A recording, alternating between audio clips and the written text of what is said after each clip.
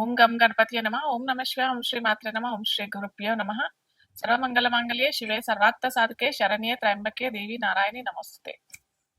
ఈరోజు మనము గురుగ్రహం అంటే బృహస్పతి మనకి ఈ వైశాఖ మాసంలో అంటే మే 14వ తారీఖున వృషభ రాశి నుంచి మిథున రాశికి సంచారం జరుగుతుంది. సో మే 14వ తారీఖు రాత్రి 10 గంటల సమయంలో గురుగ్రహ సంచారం మిథున రాశిలోకి ప్రవేశించబోతుంది అనమాట. సో మనకి సౌరమండలంలో అతిపెద్ద గ్రహాల్లో ఒకరు గురుగ్రహం. సో ఈ గురుగ్రహం ఏంటంటే మొత్తం భూమండలంలో ఉన్న అన్ని జీవరాశులకి ఈ ప్రభావం ఏ రాశిలో అతను అయితే సంచారం జరుగుతుంది ఆ రాశికి తగినట్టుగా మన మన ఏమంటారు స్వంతగా మనకు ఉన్న రాశిలో అలాగే గోచార రీత్యా కూడా చాలా మంచి ప్రభావము, చాలా చెడు ప్రభావము. చెడు చాలా తక్కువ. మనకి గురుగ్రహం ఏంటంటే శుభగ్రహం అని అంటారు. దేవగురు అనమాట బృహస్పతి. సో అందుకే ఎక్కువగా చెడు ఫలితాలు అయితే ఇవ్వడు. ఇన్ జనరల్ గా గురుగ్రహము చెడు ఫలితాలు ఇవ్వడు. కాకపోతే ఎక్కడైతే చెడు చేయాల్సి వస్తుందో అక్కడ మటుకు ఆరోగ్యరీత్యా కొద్దిగా ఏదన్నా చిన్న అనారోగ్యానికి సంబంధించిన ఏమన్నా వ్యాధులు ఇచ్చేటట్టు ఉండి ఖచ్చితంగా ఇవ్వాలి అనే వాళ్ళ దశ అంతర్దశల్లో ఉండి గోచార రీత్యా కూడా గురు సరి అయిన స్థానంలో లేనప్పుడే మటుకు గురుగ్రహం అలాంటి ఫలితాలు ఇచ్చే అవకాశం ఉంటుంది. కానీ జనరల్గా చూసినట్టయితే మనకి సంతానానికైనా కానీ శుభకార్యాలకి అని అంటే ఒకరు గృహం కట్టుకోవాలి లేదా ఉద్యోగ రీత్యా అక్కడ ట్రాన్స్ఫర్ అవ్వడానికైనా కానీ లేదా కొత్త ఉద్యోగం వెతుక్కోవడానికైనా కానీ దేశ సంచారం కోసమైనా కానీ తీర్థయాత్రల కోసమైనా కానీ గురువు ఎప్పుడు మనకి శుభ ఫలితాలే ఇస్తాడనమాట. సో ఎప్పుడైనా చాలా మటుకు మనం చూసుకోవాల్సింది ఏంటంటే మన రాశిలో ఎక్కడున్నాడు గురువు, అక్కడి నుంచి గురుగ్రహం ఎక్కడున్నాడు, అలాగే గురువు సంచారించే టైంలో మనకి ఏ రాశుల మీద అతని దృష్టి సంచారిస్తాడు, అలాగే గురువు మిథునంలో ఉన్నాడు కాబట్టి ఏ రాశులకి అతను ఆ స్థితి ఉంటాడు అక్కడి నుంచి మనం ఫలితాలు చూసుకున్నట్టయితే మనకి గురు సంచారము చక్కగా ఉంటాయి. ఎక్కడైనా మనకి ఇలాంటి చిన్న చికాకు ఏమన్నా ఇస్తున్నాడు, చిరాకులు ఇస్తున్నాడు, పరాకులు ఇస్తున్నాడు అని అంటే మనం ఏంటంటే రెమెడీస్ ద్వారా వాటిని మనము తక్కువ చేసుకోవచ్చు అనమాట. ఆ దుష్ఫలితాలని మనం తక్కువ చేసుకునేటట్టుగా ఉండేదే జ్యోతిష్ శాస్త్రం అనమాట.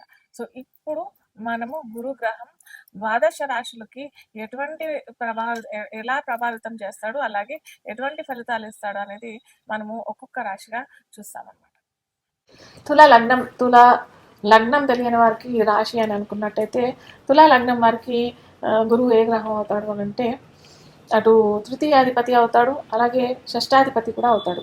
సో తృతీయ షష్టాధిపతి అయిన గురువు మనకి తులా లగ్నం వారికి అష్టమంలో సంచారం జరుగుతుంది. సో అటు తృతీయం 3, 6, 8 ఫలితాలు ఇస్తాడు కాబట్టి 3 అని అంటే అటు సహకారం అటు బంధుమిత్రుల సహకారం అంతగా లభించకపోవచ్చు అలాగే బంధుమిత్రులతో కొద్దిగా ఏదన్నా ఆటుపోట్లు రావడానికి లేదా మీరు ఏదైనా కోర్టు కేసులో మీరు ఏమన్నా కేసులు విరికినాయి అని అంటే ముఖ్యంగా తరఫులో అంటే బంధువులు అని అంటే ఇక్కడ ఏదో భార్య తరఫునో లేదా అట్లాంటివి కాదు, మీ ఏమంటారు కజిన్స్ లేదా సోదరులు సమానమైన వ్యక్తులతో మీరు ఏమన్నా కేసులు వేస్తే మటుకు ఈ సంవత్సరం అంత మంచి ఫలితాలు రాకపోవచ్చు. అలాగే గురువు అష్టాధిపతి ఫలితాలు కూడా ఇస్తారని అనుకుంటున్నాం కాబట్టి లోన్స్ ఏమన్నా ఉంటే మీరు తీర్చడానికి ప్రయత్నం చేయొచ్చు. శత్రువుల నుంచి కొద్దిగా హాని అయ్యే అవకాశాలు కూడా ఉన్నాయి. అలాగే సడన్గా ఏదన్నా మీకు ఆల్రెడీ ఏమన్నా వ్యాధులు ఉన్నాయి లేదా ఏమన్నా సడన్గా ఏమన్నా లభించాయి గెయిన్స్ అన్నా ప్రాఫిట్స్ అన్నా ఏమన్నా వచ్చాయి అని అంటే మటుకు కొద్దిగా జాగ్రత్తగా ఉండండి. ఎందుకంటే అవి సడన్గా ఏమంటారు స్పెసిఫిక్గా ట్రేడింగ్లో ఉంటే మటుకు మీరు ఎంత తొందరగా మీకు ఎంత లాభాలు వస్తే అంత తొందరగా మీరు వచ్చిన లాభాలు మటుకు చాలు అన్నట్టుగా తీసుకుంటేనే మంచిదే.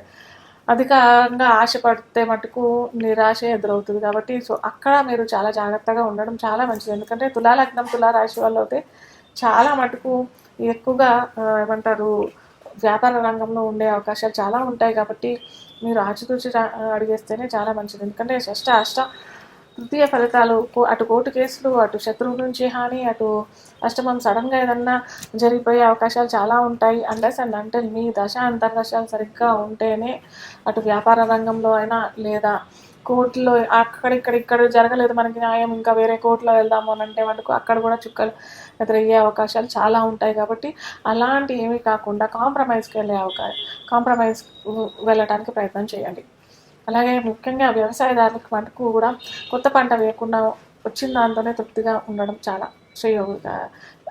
చాలా మంచిదని చెప్పగలుగుతాను. ఎందుకంటే ఎక్కువగా ఫలితాలు రాకపోయే అవకాశాలు ముఖ్యంగా తులా లగ్నం, తులా రాశి వారికి అయితే ఈ 7 ఉంటుంది. ఎందుకంటే మనకు అక్కడ శని కూడా మంచి ఫలితాలు ఇవ్వే అవకాశాలు లేదు. తులా లగ్నం వారికి కొద్దిగా శని సంచారం ఫలితం ఇస్తుంది అంటే అది కూడా షష్టమంలో ఉన్నారు కాబట్టి సో ఆచితూచి అడిగేయటమే చాలా మంచిది.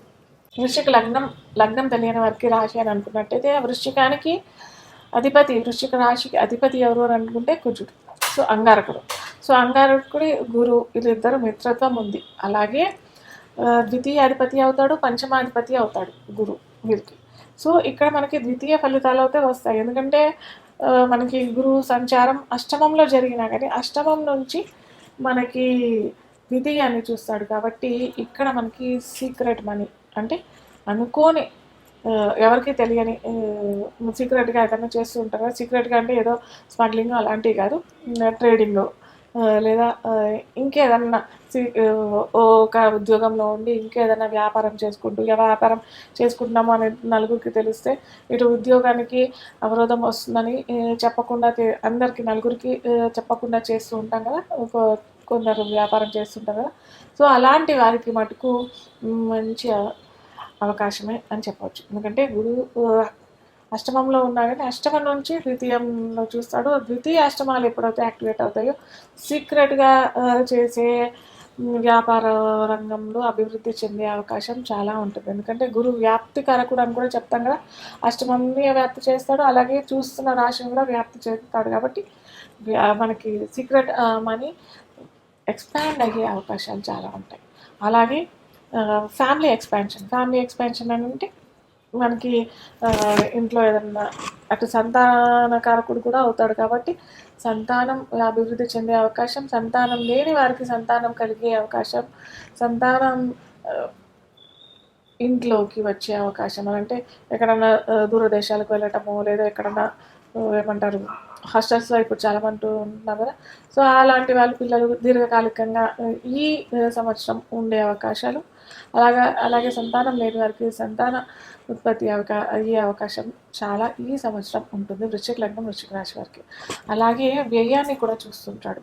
సో అనుకోని కష్టాలు, అనుకోని అవరోధాలు, అనుకోని హాస్పిటల్ బిల్స్ పెరిగే అవకాశాలు చాలా ఉంటాయి. కాబట్టి మీరు ముందరనే ఈ గురువు వ్యయాన్ని కూడా చూస్తాడు కాబట్టి మంచి కార్యక్రమాలకి మీరు కనుక మీకు వచ్చే ధనాన్ని వెచ్చించినట్టయితే ఖచ్చితంగా అది పుణ్యం కింద కన్వర్ట్ అయిపోతుంది.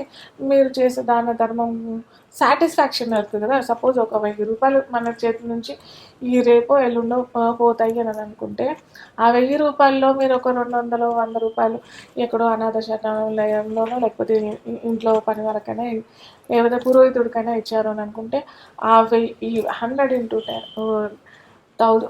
1000 రూపీస్ మిగిలిపోయి అది ఆ అనవసరమైన ఖర్చు ఈ దానం కింద ధర్మం కింద కన్వర్ట్ అయ్యే అవకాశాలు చాలా ఉంటాయి. కాబట్టి ఈ సంవత్సరం మొత్తం పొడవునా మీరు ఖచ్చితంగా దాన ధర్మాన్ని కిందనే కన్వర్ట్ చేసుకుంటే చాలా మంచిది.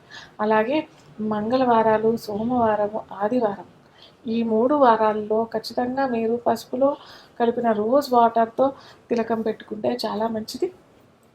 అలాగే పసుపు కలర్ వస్తువులు లేదా వస్తువులు తినడానికి అంటే పళ్ళు, మ్యాంగోస్ విరివిగా మనకు దొరుకుతాయి.